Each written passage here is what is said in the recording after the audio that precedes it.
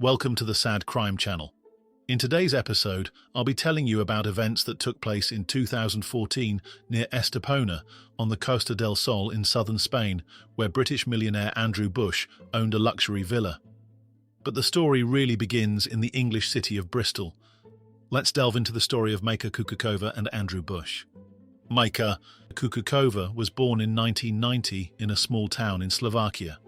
From a very young age, she was a confident child who knew exactly what she wanted from life. Even during her primary school years, she had already decided she wanted to become a model. As a teenager, she received several offers for photo shoots, but Majka knew that in order to achieve the level of success she dreamed of, she would need to leave Slovakia and move abroad. At the age of 18, she left her family home and relocated to the United Kingdom, settling in Bristol. She hoped her modelling career would flourish there, and while she did receive some offers for modelling work, they were far fewer than she had anticipated. What she earned wasn't enough to support herself in the UK, so Majka had to look for additional jobs to make ends meet. She took on various roles, cleaning hotel rooms, working in restaurants and shops. Several years passed in this way, but her modelling career remained exactly where it had started, stagnant. Majka began to doubt whether she would ever become a famous model. Still, she had no intention of returning to her small village in Slovakia. In 2010, while searching for a new job, Majka came across an advert from a jewellery shop looking for a sales assistant. She decided to try her luck and arranged an interview with the shop owner. That man turned out to be 44-year-old Andrew Bush, a well-known millionaire in Bristol. Andrew didn't come from a wealthy background. The fortune he had built was entirely the result of his own hard work. He had always been industrious, never wasting a moment. He would rise early in the morning to go to the gym before work and then dedicate the rest of his day to business. At one point, he decided to invest his money in a jewellery shop. The business turned out to be profitable, and before long, he was able to open a second shop, then a third. Andrew wasn't just known in Bristol for his wealth. Everyone knew he lived in a grand house and drove several sports cars. After divorcing his wife, who was the mother of his daughter Ellie, Andrew began dating much younger women. He developed a reputation as a womanizer, often seen in the company of attractive young women, many of whom were likely drawn to the luxurious lifestyle he could offer. Unsurprisingly, when Andrew met Majka, she immediately caught his eye, despite being more than 20 years his junior. He enjoyed the company of young people, full of energy and zest for life, as he himself couldn't bear idleness. Majka found him appealing too. Although he could have been her father in terms of age, he looked good for his years. He was athletic, always dressed in designer clothes. Majka got the job, and not long after, she began dating Andrew. This marked a turning point in her life. She had previously thought she was living quite well, but once she started seeing Andrew, she discovered what true luxury meant. She could now afford clothes and accessories she had never even dreamed of. Together, they travelled abroad frequently, most often to Spain, where Andrew had purchased a lavish villa near Estepona. They went there around 4 times a year, but also visited other countries from time to time. For Majka, this was a dream come true. This relationship was unlike any she had known before, and she was extremely happy.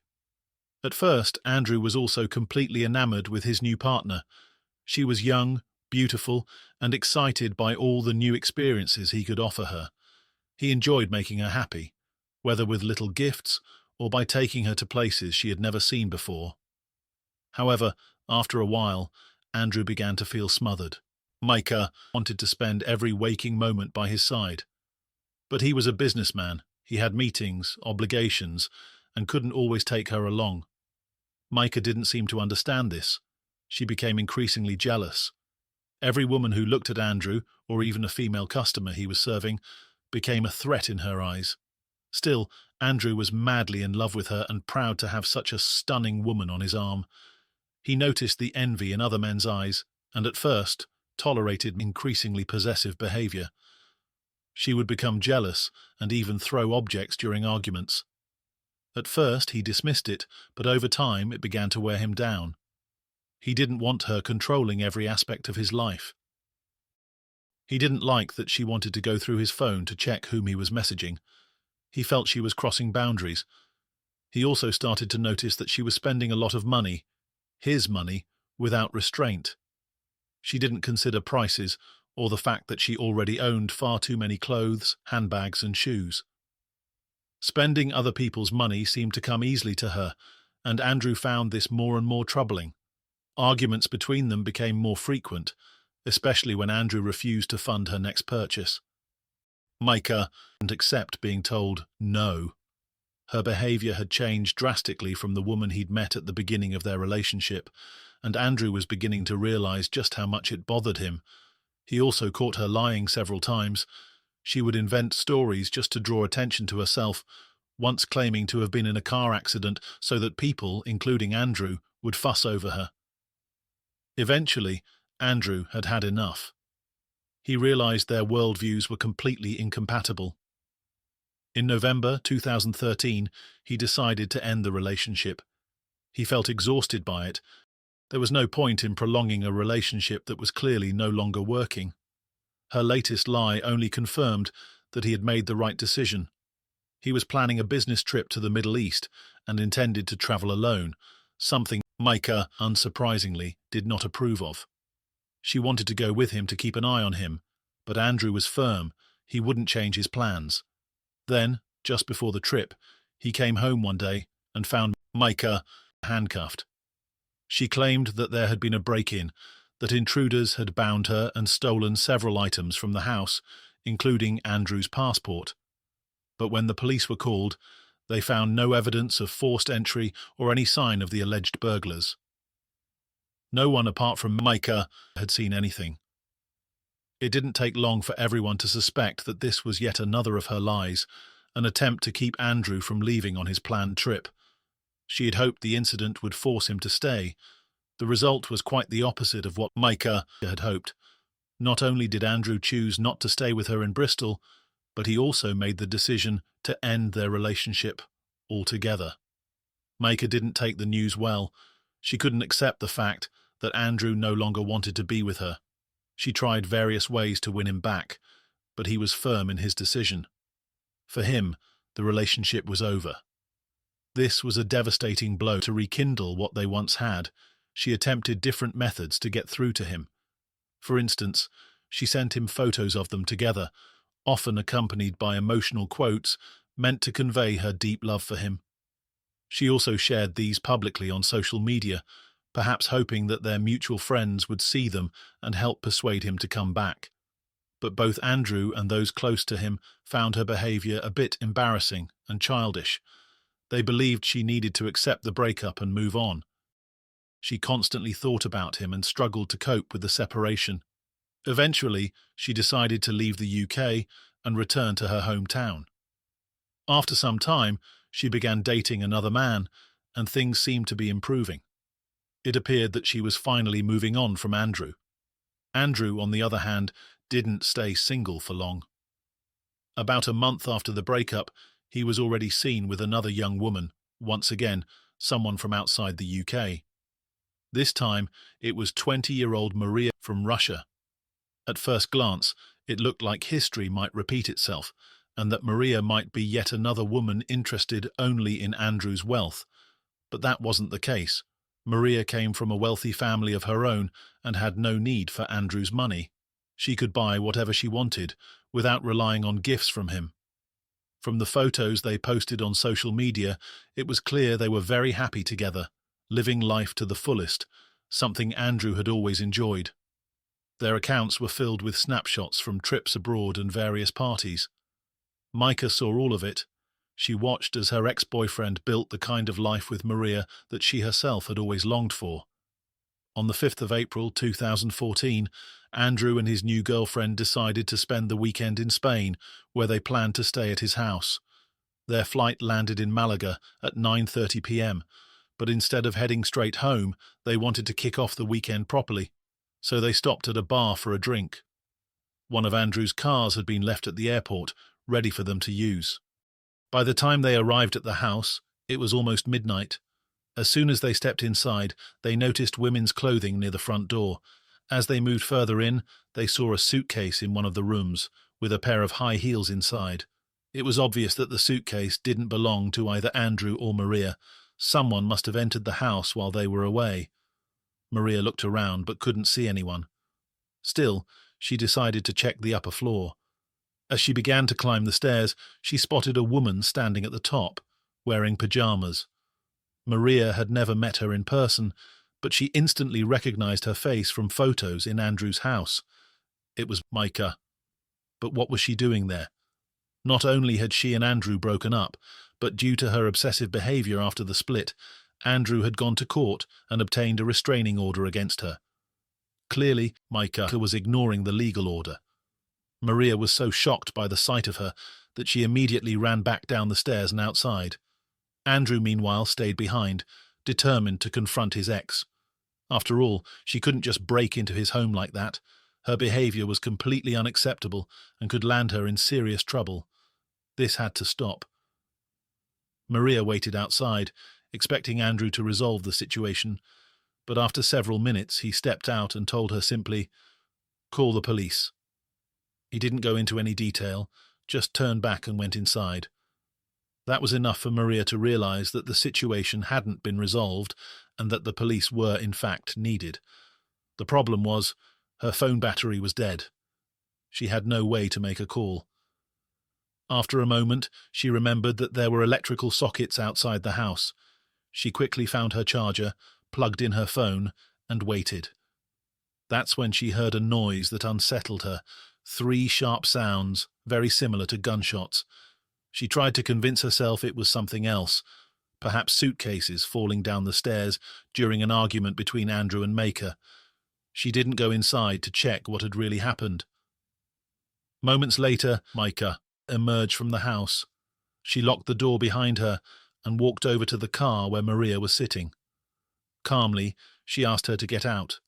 She told Maria that Andrew was in the bathroom and had given her permission to take the car to the airport. As proof, she showed her the car keys. Maria was so confused by what was going on that she didn't question it. She stepped out of the car and allowed Micah to drive away, in Andrew's Hummer. Once Micah had left, Maria tried to go back into the house, but the door had been locked and she didn't have a key. She repeatedly called out to Andrew but got no response. She didn't know what to do. Her phone battery had charged just enough for her to make a call, so she decided to ring Andrew's sister, Rachel. The two women knew each other well, and Maria hoped she could help. After hearing everything, Rachel immediately suspected something was terribly wrong and urged Maria to contact the police straight away. It took a while for officers to arrive. They were unfamiliar with the area and had trouble locating the house. In the end, Maria had to walk out to the main road and direct them back. When the police finally arrived at the house and managed to get inside through an open window, they began searching every room in hopes of finding Andrew. Eventually, they spotted him lying on the floor. There was a large amount of blood around him, and he showed no signs of life. The officers noted 2 injuries to his head and 1 to his shoulder. There was no chance of saving him. Andrew was already dead. But what shocked them the most was the fact that there was a pistol in his hand. It was impossible that Andrew had taken his own life. It became clear that Micah must have placed the gun in his hand after killing him. At that moment, she became the main suspect. However, she had fled the scene in a stolen car, and police launched a search. Just a few kilometers from Andrew's house, officers discovered the abandoned Hummer that Micah had taken, but there was no sign of her nearby. The manhunt soon extended not just across Spain, but throughout all of Europe. Micah, originally from Slovakia, but she had also previously lived in England. No one knew where she might have gone. But just 4 days after Andrew's death, Micah walked into a police station in Slovakia. She had realized that she was being sought across Europe, and that there was no chance of escaping. No matter where she went, she risked arrest. She decided it would be better to turn herself in. She explained that she had fled because she feared the Spanish police would not be objective, that they would immediately blame her for everything. That's why she asked her boyfriend for help. He had travelled to Spain to collect her, and together they returned to her family home in Slovakia. Shortly after her arrival, she handed herself in to the police. Micah claimed she had been pregnant with Andrew's child and had gone to his house in Spain to tell him. She said she arrived 2 days before Andrew and his partner Maria. According to Micah, this could be confirmed by neighbours who saw her in the garden around that time. She alleged that Andrew hadn't taken the news well, and an argument had broken out between them.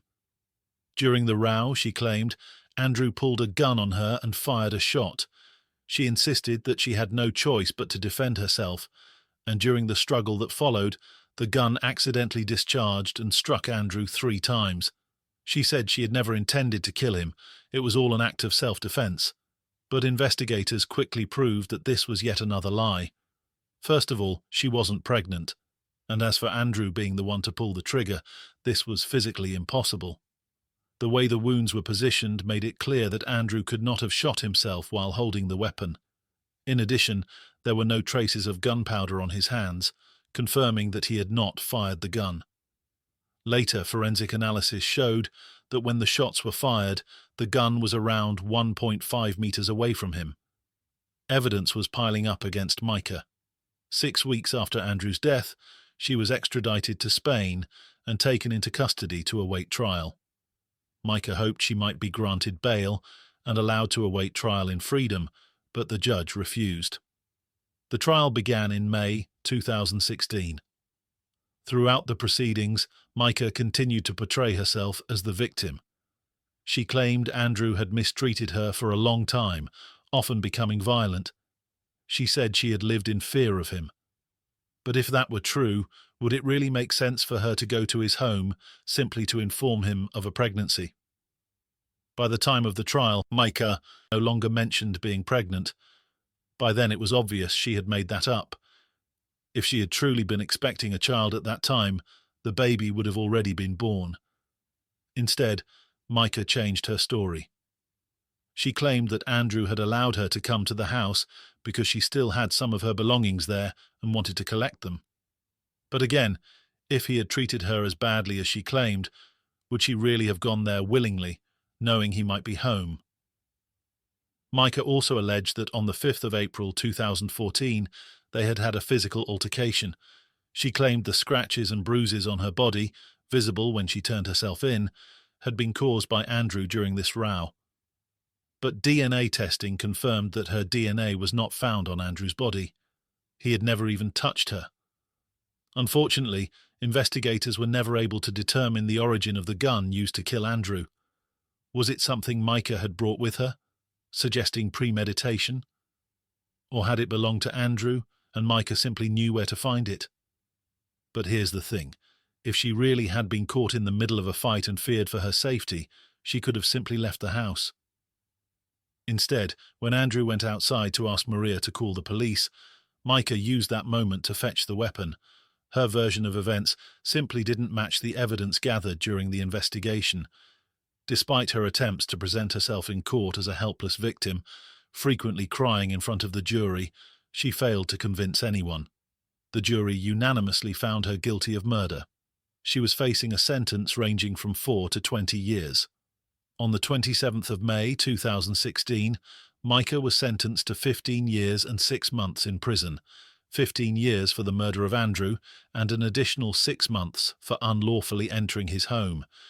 She was also ordered to pay Andrew's family €200,000 in compensation, as well as cover the legal costs. Micah's defense team appealed the sentence. During the appeal, it was taken into account that she had turned herself in to police, and that she hadn't technically broken into the house, she still had a key. As a result, in 2017, her sentence was reduced to 13 years and 9 months. It wasn't until 2022 that Andrew's family was finally able to repatriate his body to the UK. Until then, it had remained in Spain as evidence. Because Micah had continued to appeal her sentence, the possibility of a retrial meant the body couldn't be released. Later that same year, Andrew's sister was shocked to discover, completely by chance, that Micah had already been released from prison. No one from the Spanish authorities had informed them. She stumbled across Micah's photos on social media. Micah was still in Spain, likely under conditions that prohibited her from leaving the country. The photos showed her enjoying herself on Spanish beaches. Andrew's family had expected she would serve the full remaining 5 years of her sentence. They never imagined she would be released early. To this day, they do not know the exact date of her release, but they believe she served roughly 8 years in prison. For them, that is far too short a sentence for taking someone's life. In 2014, following Andrew's death, his ex-wife, who had divorced him several years earlier, flew to Spain with their daughter Ellie, who was 19 at the time. Ms. Mason, then 45, wrote on Facebook, "Evidently, he took 3 gun wounds. We'll see the judge, who will advise us when we can bring him home." We felt a small, bittersweet justice when, as the family, we were first told of the arrest. We're all emotionally broken, and our lives won't simply move on. We'll never get over it, as we're his family. After his death, Maria posted a photo of herself with Andrew on Instagram with the message, "I will always love you. You will always be in my heart, the man who changed my world for the better."